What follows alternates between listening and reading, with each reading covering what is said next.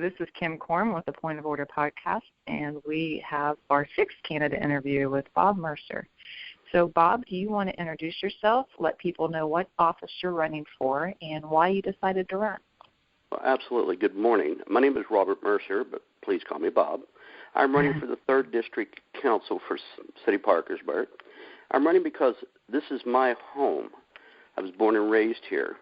I was educated here. I work here. I met and married my wife here, raised and educated 2 daughters here. I have 3 granddaughters who are being educated here, and I have a vested interest in this city. Growing up, my generation enjoyed the very best that Parkersburg had to offer, but I believe that our best years are still ahead of us, and I want it to start now, and I want to be a part of making that happen. Fantastic. That's an exciting statement. Okay, so you were at the candidates' evening where these questions were created, and I always like to explain to people if they haven't heard previous interviews is that we had a town hall gathering and citizens came up to the microphone and asked questions, but you were only allowed to answer with a yes or no sign or abstain, so you never really got to explain your answers. Right. So we are going to share those questions and let you explain your answers. Okay. So the first question is, should chocolate be the official ice cream flavor of Parkersburg? You know, I voted no because the first thing that came to my mind was Neapolitan. Oh, yeah. you get the best of 3 worlds. Yeah, you do. You can satisfy a lot of people that way, too. Exactly. Yeah, we threw that in there to make sure people kind of relaxed up front, and we were testing a new process. It worked because my first thought was, what? Yeah, exactly. Let's all relax here. We're just here to get to know each other. So. Exactly. Okay. Right. The next one has to do with green infrastructure and changing our city to be more efficient. And the gentleman spoke up and asked, would you be willing to, through a gradual transition of our auto fleet and our buildings, move us to a more efficient green infrastructure, architecture, and auto fleet? Yes, I do. And I would do that absolutely for our buildings and a lot of the fleet vehicles, except for our police departments. I think that our police departments need more high-performance vehicles to, do the task they are hired to do. And I'm not sure that electric cars or hybrid cars, as they say, would necessarily fit that job. But as for the buildings and mayor's vehicles and other city vehicles, absolutely I do. Anything to save money for the taxpayers and to bring our city into a more economically green scenario, I would be in favor of. Fantastic. Yeah, I was trying to get an electric car purchased instead of gasoline one, and it's been a very educational experience. A lot of people have brought me data. Some that says electric cars are not more efficient. Some says they are. And what I've learned is if you're using the car in town and you have a lot of starts and stops, because of regenerative braking and it charges every time it brakes, it actually is more efficient in town. But on the highway, it's not. And then it also depends on your power supply. If it's coal-fired, then the emissions are basically equal. But if you have a different power source that's like hydro or natural gas, then your power supply is a lot less expensive. And I'd love to see a solar power charging station, which would be phenomenal. Right, and I'd like to see us go toward more of a solar-powered energy for our buildings and anything that would, like I said, help save the taxpayers money and be more energy efficient. Yes, absolutely. Absolutely. Great. Okay, the next question was, would you be willing to support a vote that required citizens to vote on any major capital investment? For example, if the city wanted to spend $5 million on a civic center, would you be in favor of requiring capital expenditures of that magnitude to be voted on by the citizens? Yes, ma'am, I would. It's their money. Everything that the taxpayers pay in here, they should have an absolute say in where it goes. There's been a lot of talk about a baseball field. I've got a lot of pros and cons on it talking to people. we should go out to the public and say, what do you want to see happen with your tax dollars? What can we do to make your life here a whole lot easier, more exciting? So my answer to that would be a definite yes. Fantastic. Another question, most of these have to do with funding, as you know. The next question had to do with the Citizens Academy. In Buchanan, they have a Citizens Academy where people can sign up and they can learn how the city does its budget and they can learn how the city manages. And it makes a more informed citizen who can be more involved in their government, but it also creates a basis of people who want to run for city council to come in with a more educated understanding of what they're getting themselves in for. So the question was, would you fund and support Citizens Academy for Parkersburg? I'm not so much sure about funding it, because whenever you get into that word funding, people, are normally going to say, oh, no, here's another thing we have to pay for. Okay. I would be in favor of, if we could have a person who would be willing to go in and bring people in, on a volunteer basis and say, show them how we do things, show them how, tell them about our charter, how the money's spent, how the budget's put together, and how decisions are made to spend that money. I would be in favor of that. But funding, I'm not so sure about right now. I'm really not that familiar with how that works, but, that might be something we can look at later on down the road. Okay, wonderful. The next question had to do with homeless youth, and there was a startling statistic that said over 1,000 homeless youth have been reported by the school system since 2009. And the citizen asked if the city would be willing to fund housing for homeless youth. Yes. Any homelessness is not good, but our youth being homeless is unacceptable. I think that the city should partner with nonprofits or, like the Salvation Army, the Red Cross, church groups, anybody that deals with that. We have a Latrobe Street mission. Anybody that is professional at what that do that, I think we ought to get with them, partner with them, help fund, and get our kids off the street. It is totally unacceptable that our young people are living on the streets. They lose hope, and when they lose hope, there's great despair. And when there's great despair, they just totally turn to whatever they can find to make things better for themselves. And sometimes it's not always the best thing, crime, other different things that they can do to make things better for themselves because of the situation they're in. So my answer to that would be yes, ma'am. Fantastic. Another gentleman asked, would you do away with metered parking in downtown to generate business? No, and let me tell you why. There was an article several weeks ago about the parking meters that were taken out of downtown on 2nd Street. Mm-hmm. Them being taken out created a $16,000 deficit in the parking fund that's used toward the parking garage. Well, that money has to come from somewhere to replace that money. And it causes a trickle-down effect, I think. You have to pay this, so you can't do this. Well, you have to take money from here to put there. Right now, until we can get a base of business downtown, we don't really have a lot of retail. But I don't think it would be fiscally feasible to do something like that, because if we take it out, every one of them, when them few downtown created a $16,000 deficit, I think we would be putting ourselves in a situation where we would be in a little bit of a crunch trying to come up with the money. We have this big parking garage that we have to deal with. I'm not exactly sure how long it's going to take to pay that off. I'm not familiar with that. But I think we need to really, really leave them there for now and even put the ones back on 2nd Street until this is done. And then once we start getting the business back downtown, then we can go back and revisit taking them down for the businesses. So it'd be like a wait-and-see type thing for me. Excellent. And then the parking garages, that's a Mid-Ohio Valley Transit Authority, and we partnered with them on that. But I think our obligation when we just paid off that bond to the parking garages I think we fulfilled that by paying that off. Yeah. I think we went into what did they call it? Something where it went into default, like a technical default. Technical yes, default. Exactly.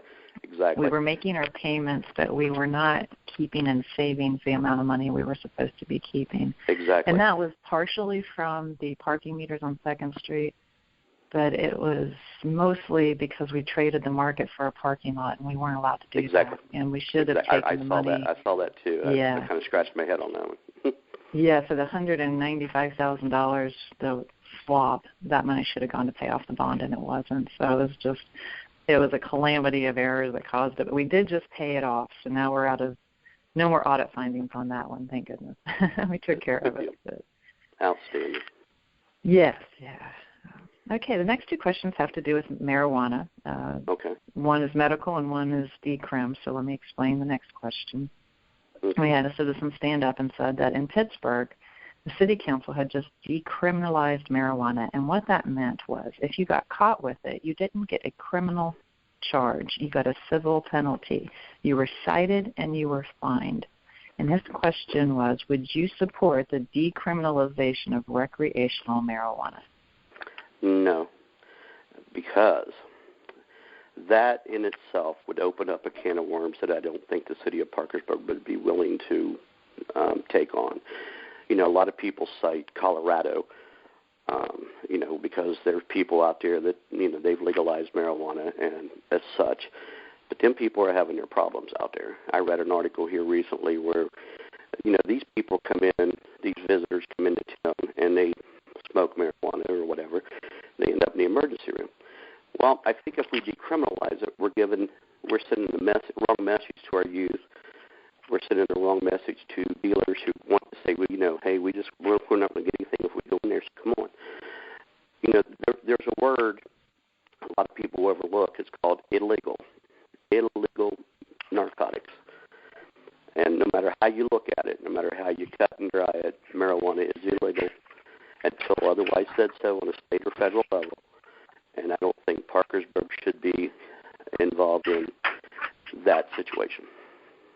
Okay, wonderful. Thanks for sharing that. The next question is regarding medical marijuana, and the question was, would you support the legalization of medical marijuana? Under very strict conditions for end-of-life purposes, absolutely. My mom 2 years ago, I watched her die of cancer. They hooked her up to a morphine pump, which they only allow you to get so much of that. Mom was in so much pain. And to watch that was just no. And I would have done anything at that particular time to make the pain stop. So I think under very controlled conditions, and if somebody can show absolutely that this is beneficial for end of life and will create a sense of keeping them comfortable, keeping them out of pain, I would take a look at that, and if it was proven to me that would be the case, then I would absolutely support them. It's amazing to me how many people have been through that experience and say that very thing. It's touched so many people. Yeah.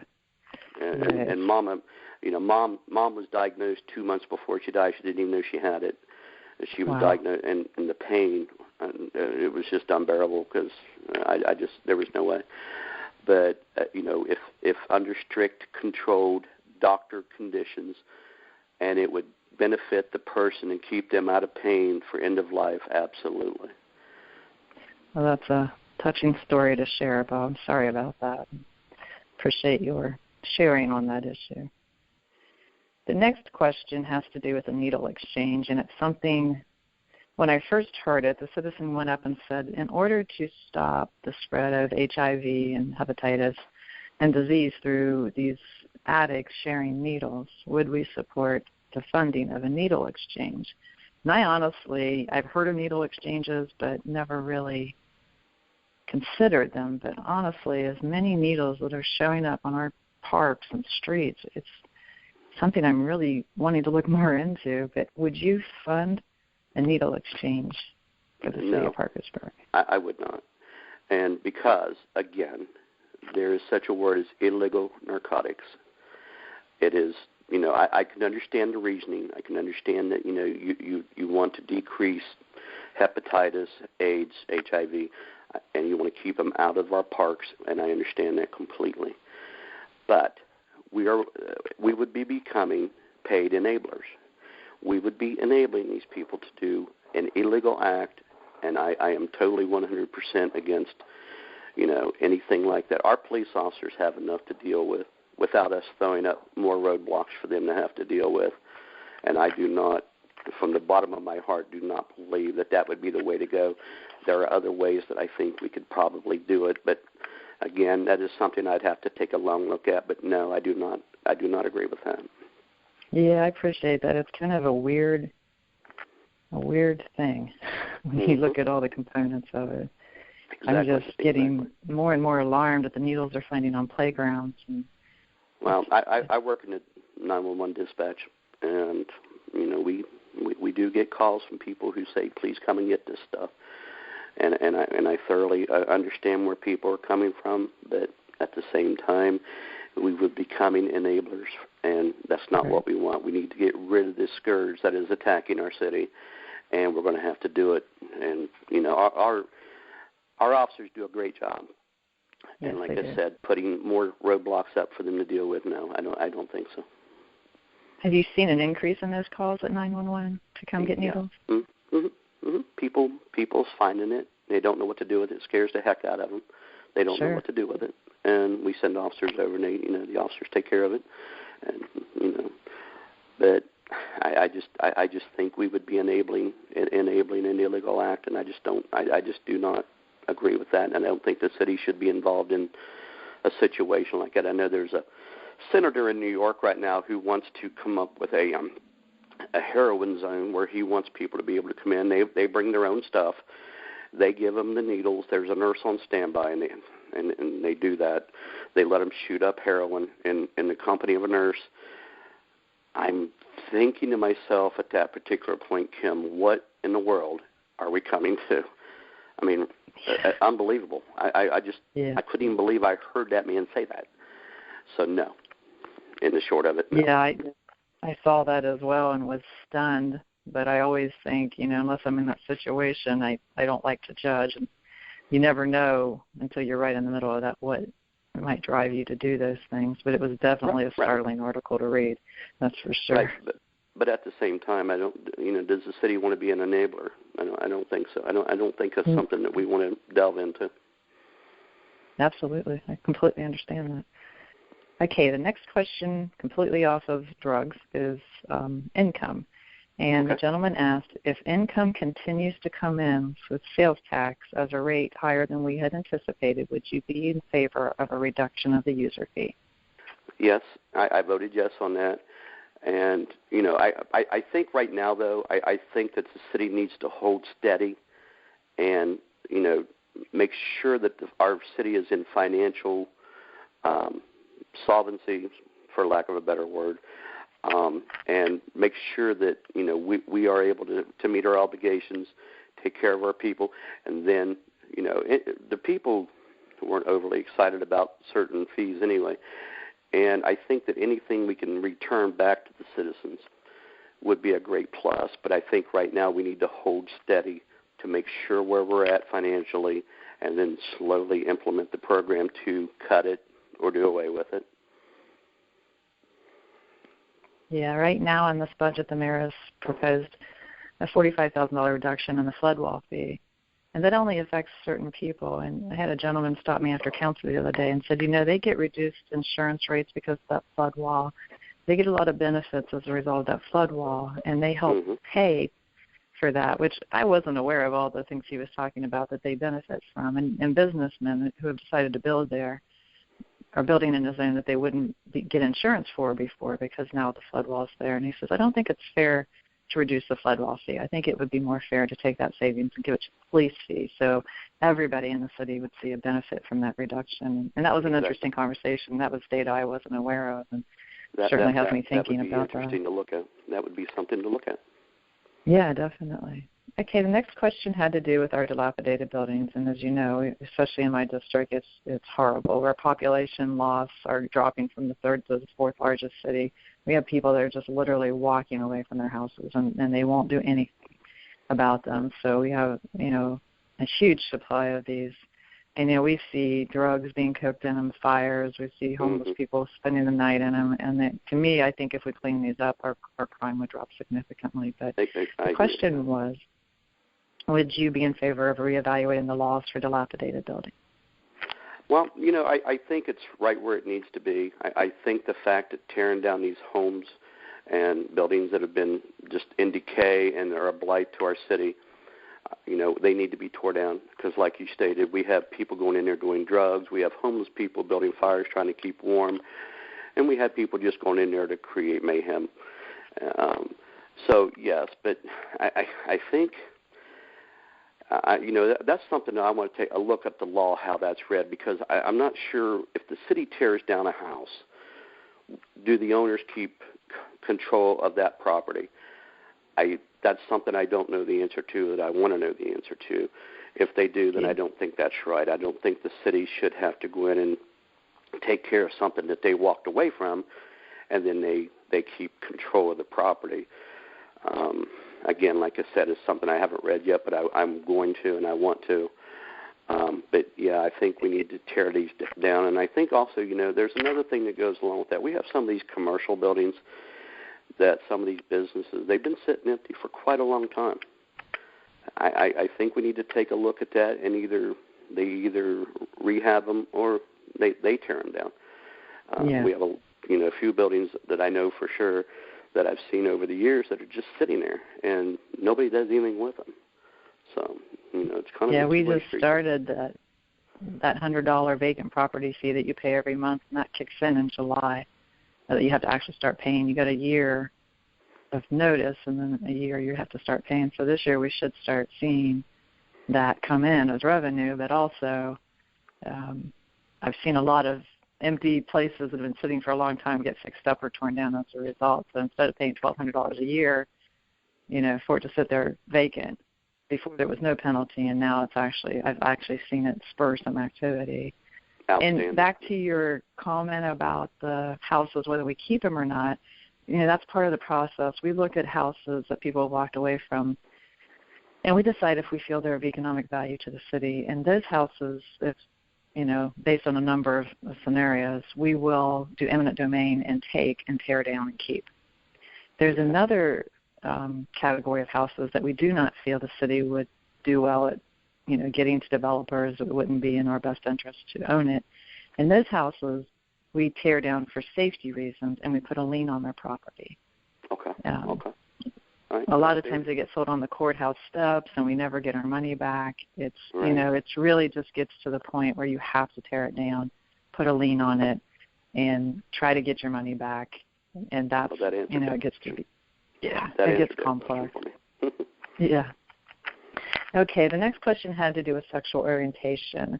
And so this one stepped up and asked if we would be willing to support a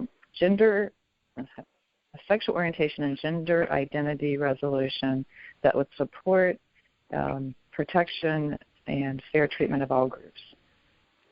I thought, and after listening to some other people, I thought that was settled on the federal level, that is illegal to discriminate against anybody based on, religion, sexual orientation, anything like that.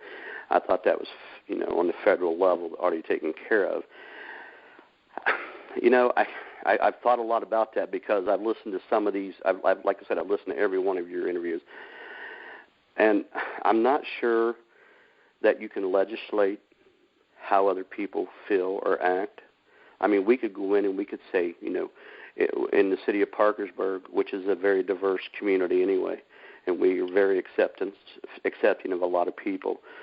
I'm not sure that if you go in and put a piece of paper or resolution into effect, if you could actually legislate how other people feel about it, because they're going to find a way around it.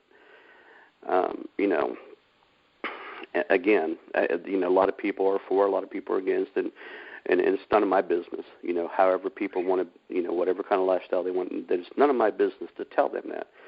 And again, if somebody wants to discriminate like that, they're going to do it. They're going to find a way around it. So I'm really not sure if we can legislate how other people feel and tell them how they have to feel about that.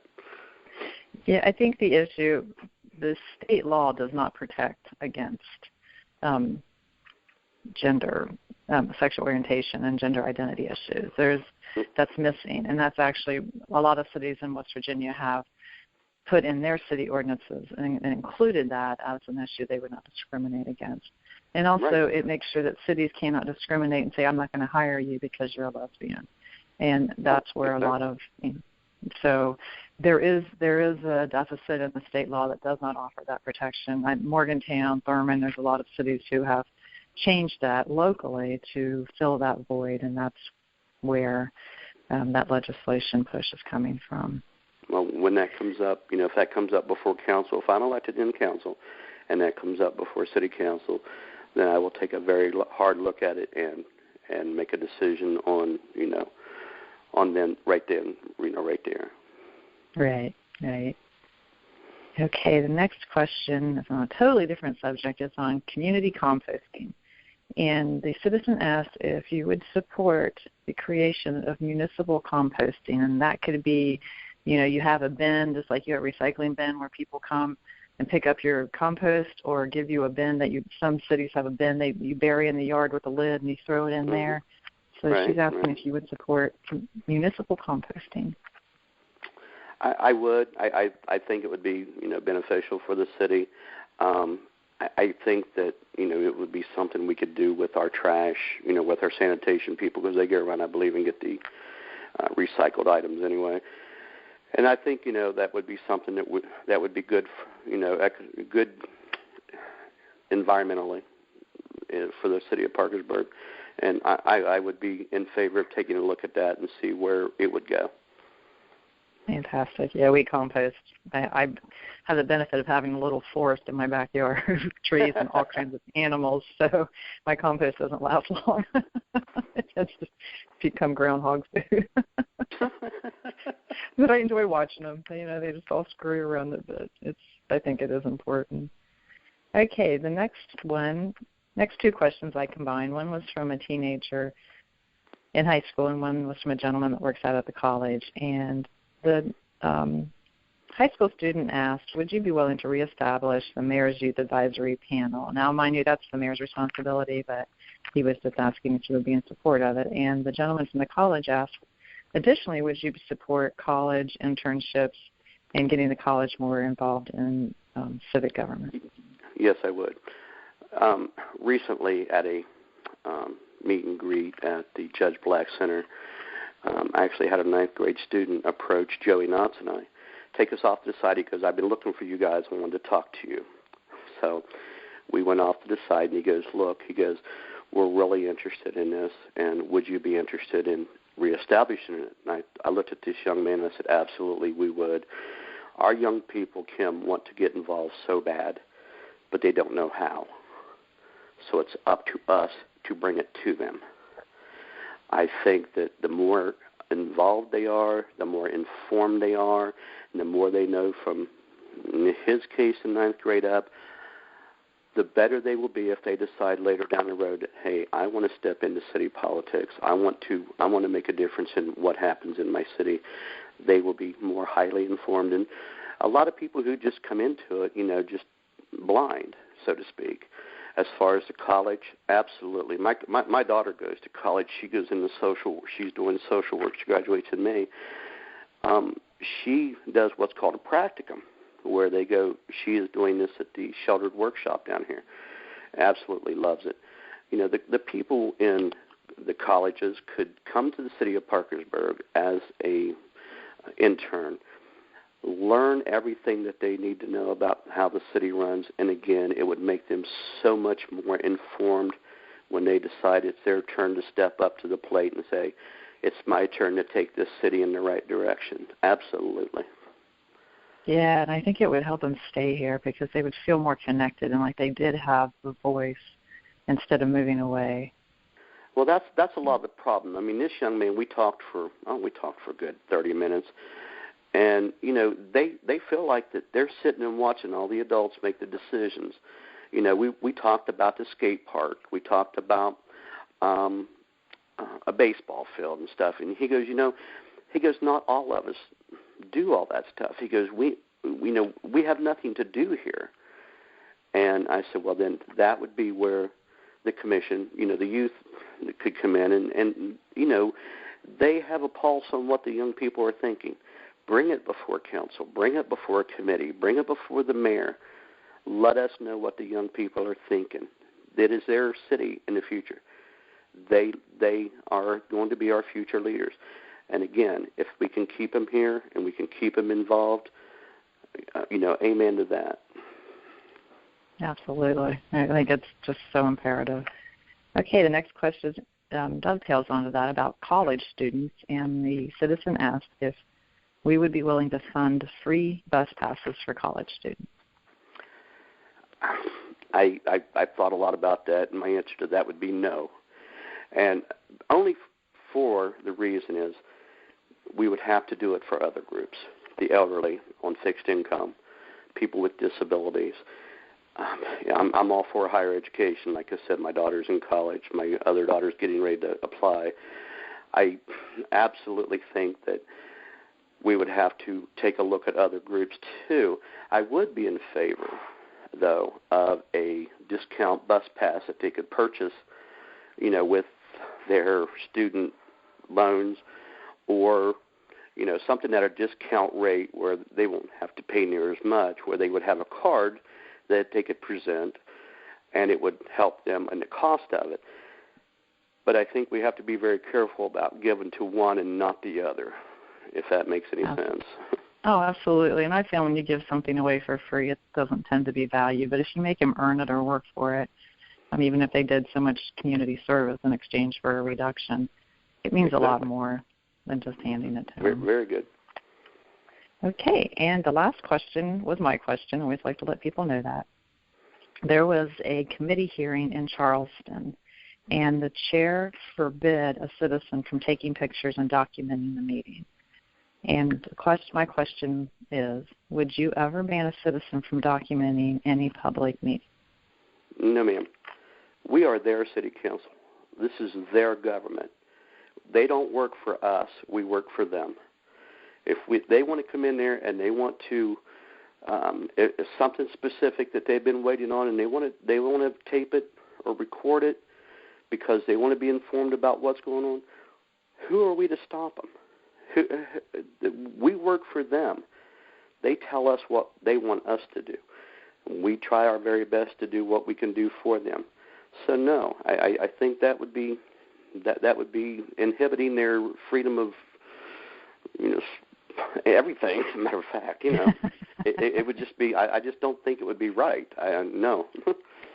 I actually looked into it more after that, and there were some court rulings saying that is you can't do that. But there are different rules in different committees, and it's just to me it was a very odd thing that could to have that happen. So yeah, I could well imagine. I could imagine the look on their face when that happened. I'd be like, "Excuse me, I think you work for me."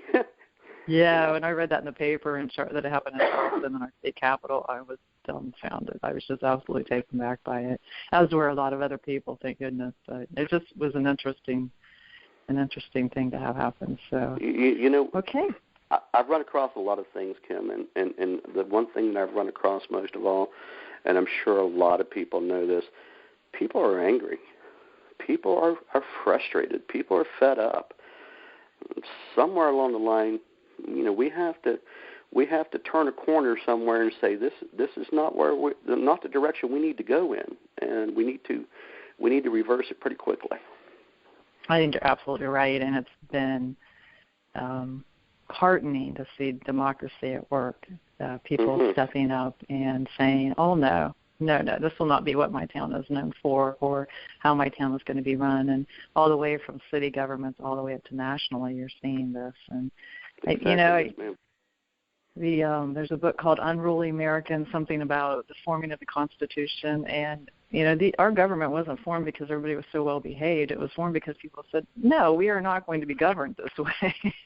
Exactly. And that process is not a simple one. It's not usually a peaceful one, but it certainly is a worthwhile one. And we have one of the most amazing exactly. forms of government in the world. And it came hard fought, but it came from people who dug in their heels and said, no, we are not going to be that kind of society. So I've really been encouraged to see the citizens stand up. You sit up there on the bench for years and almost nobody ever shows up. And then something happens where it's packed, and there was a lot of anger. And basically what I kept hearing is, no, this will not be our city, and this is not how we will be known, and we refuse to be managed this way. And it was amazing. It was amazing to watch that. And it's just really, brought my, I don't even know how to say it, but democracy worked. Hopefully in the next few months and in the next few years,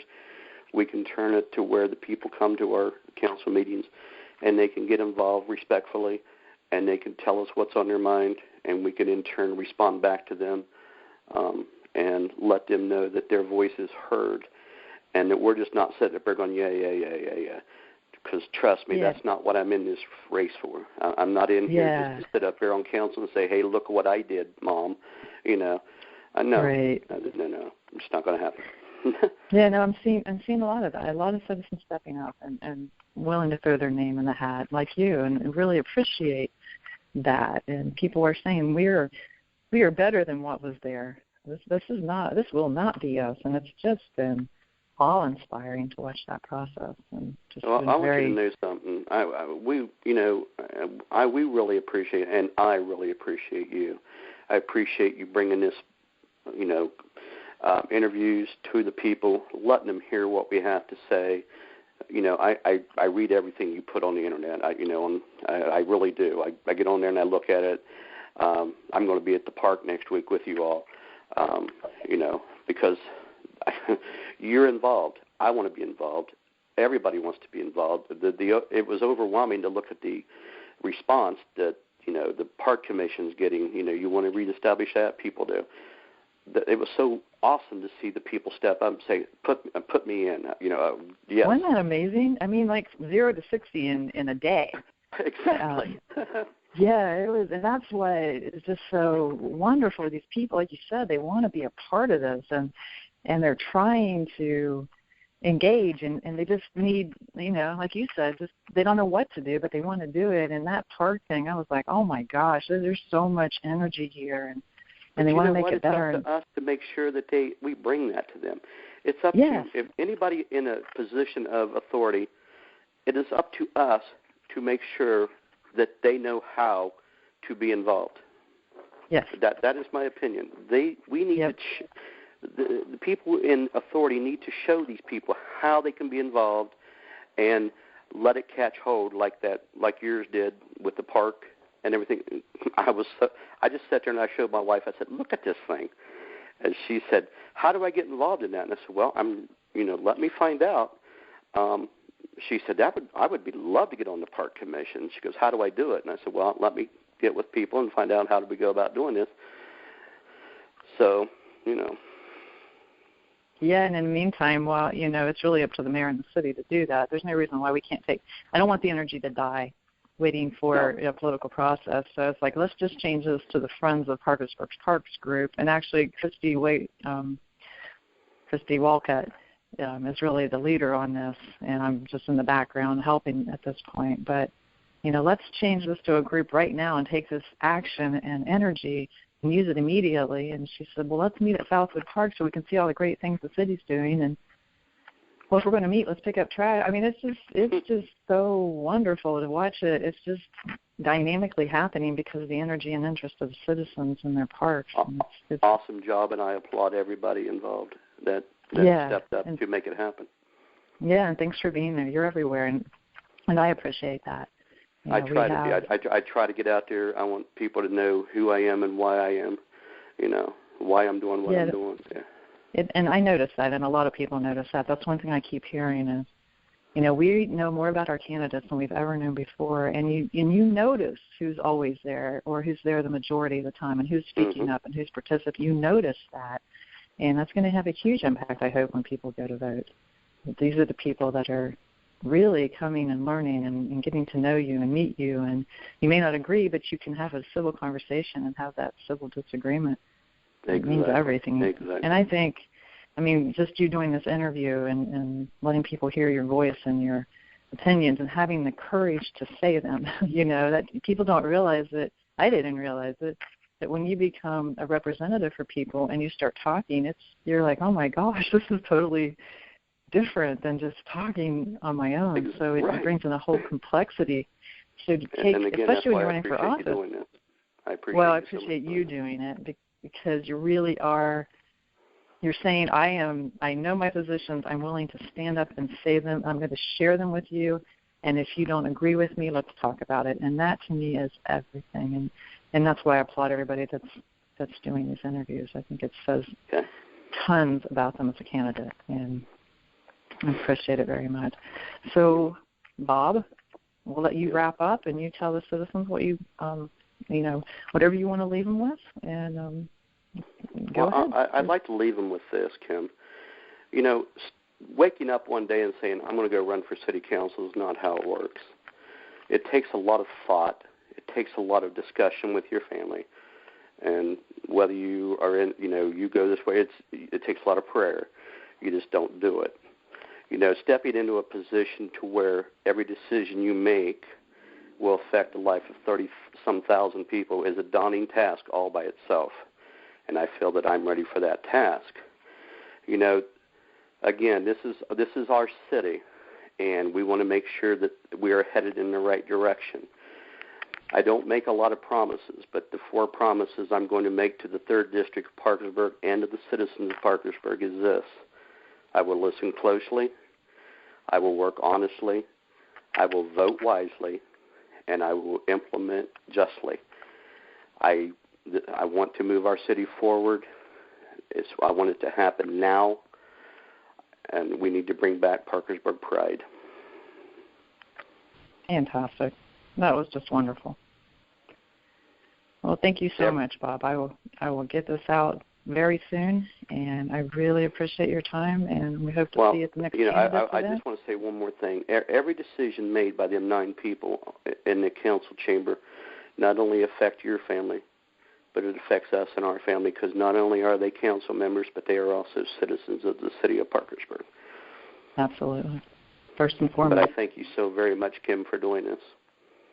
Oh, my pleasure. Thank you for participating. Right, you have a great day. You too. Bye-bye. Bye-bye.